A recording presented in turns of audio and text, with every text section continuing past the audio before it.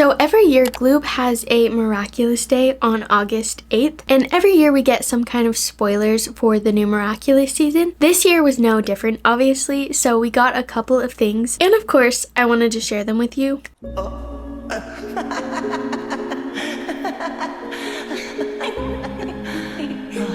See you tomorrow. See you tomorrow. Oh, am I stammering? Unfortunately, we didn't really get a whole lot in comparison to other years. We didn't really get any picture spoilers or anything like that. But you know, a spoiler is a spoiler, so can't really complain. So firstly, 2 parts of the script were released. We don't know which episodes these are from, but it doesn't really matter. The first one is between Marinette and Alia, and it says, Marinette and Alia in their pajamas are looking at a 2-column table. Alia uses a ruler to point to the photos in the left-hand column. So the former holder was known as Hawkmoth, then Shadowmoth, and finally Monarch. We know that he has been defeated and the Miraculous has a new owner. And what we know about this new owner is, Alia points to the column on the right. It's empty. Marinette holds her head in both hands, completely dejected. Marinette, nothing, we know nothing. It's even worse than before. Alia joins Marinette on the edge of the bed. Alia, it's not that bad. We didn't know anything about Monarch either, and yet he was defeated. Marinette looks at her friend, devastated. Marinette, that's not true. We knew many things about Monarch. They're just not listed on the board. So obviously this is just a little sequence between Marinette and Alia trying to figure out clues about the new holder. And I totally feel for them because we literally went from knowing so much about the villain to absolutely nothing. It's almost like we're watching a new show at this point. And also the circumstances are totally different. Like Gabriel was this mysterious, secretive adult man, but Lila is literally 12 million different people and is extremely close to them. I'm so excited to see how this plays out. Anyway, the second one is between Marinette, Luca, and Adrien, and this one says, Marinette comes down from the mezzanine, anxious. Luca off screen. Hello Marinette, I'm so happy to see you. Marinette jumps and turns around. Luca's on a giant screen staring at her, grinning from ear to ear. Marinette, oh, Luca! The image of the boy takes over the whole screen. Standing in front of the screen, Adrien looks tiny. Marinette joins him. Luca, how are things going between you two? Adrien is all smiles. Adrien, things are great, thanks Luca. Luca, glad to hear it. Marinette can't sit still. Marinette, yes, I'm also very happy that you've been connected and that we too are connected. We're all connected and everything's fine. Well, everything's fine, but emotions make me hungry. I'll make myself a sandwich. Girl, what are you doing? Adrien smiles to Marinette's actions, but Luca seems a bit disappointed to see her leaving so soon. Marinette, don't wait for me. You don't have much time to rehearse. And we need to be ready if we want Mrs. Boussier's surprise to be perfect. Marinette leaves the room, passing Ivan.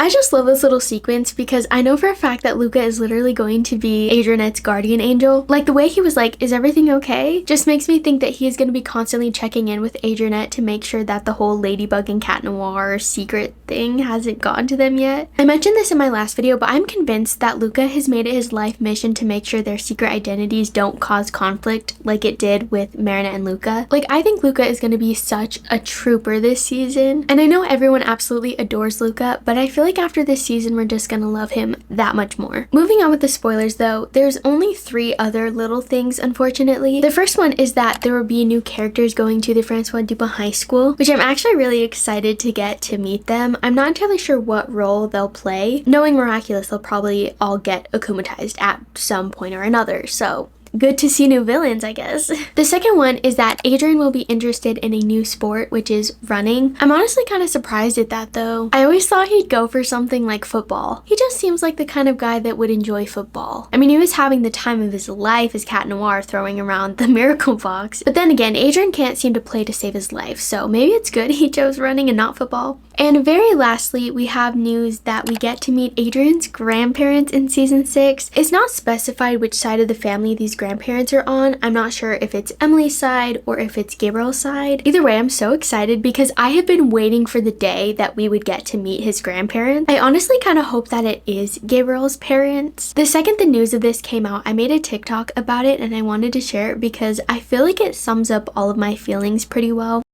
So, apparently we're gonna be meeting Adrien's grandparents in season 6.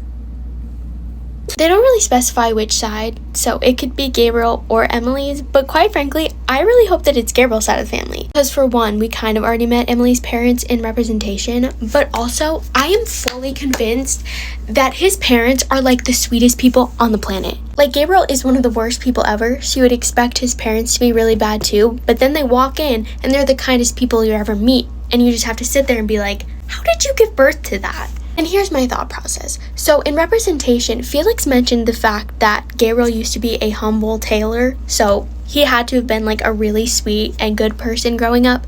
That's probably why Emily fell for him in the first place. He had to have gotten that from his parents, right? Like, y'all cannot tell me that Gabriel's parents was the problem. No, it was him from the beginning. And I'm also fully convinced that Gabriel cut his parents off, and that's why we've never met them. At this point, I don't even know if they know Adrien exists, or if they do, maybe they've never even met him before. Because what I've gathered from the past few seasons is that Gabriel hates anyone who is like below his status. Gabriel grew up as Gaby Grisette. His parents owned a restaurant. We saw all of that in Revelation. And quite frankly, I don't think Gabriel ever cared. But then Emily comes into the picture. And not just Emily, but like Emily's parents. And they hated Gabriel because he wasn't rich and he wasn't like at the same status that she was. But then Audrey came in and she discovered Gabriel. And so all of a sudden, he got really famous and he got rich.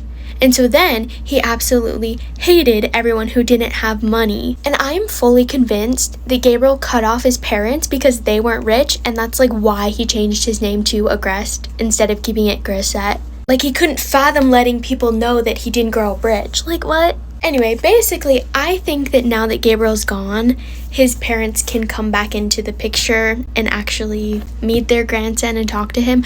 I'm really kind of hoping that that's the storyline, because I just would love to meet his grandparents and just say, I am so sorry that he did you guys so wrong. If it's in fact Emily's parents, I might just have to fight somebody, because they are literally the reason Amelie had to marry Colt, and we all know how that went. So anyway, like I mentioned, that is all the spoilers that we got. Really not a lot, but I guess something is better than nothing. If you guys have any theories from any of the stuff that we got, feel free to let me know.